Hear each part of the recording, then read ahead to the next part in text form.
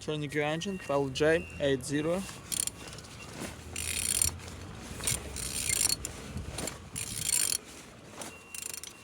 Turning good. At the front engines looks good, as you can see. Compressor without any damage. On this side, everything nice. All windows without button inside, as you can see. Look as well on the gearbox. Everything's good, we don't see any damage. Same as well like on this side. Starter no broken. Altimeter look nice. On the top, all connectors and injectors without any damage.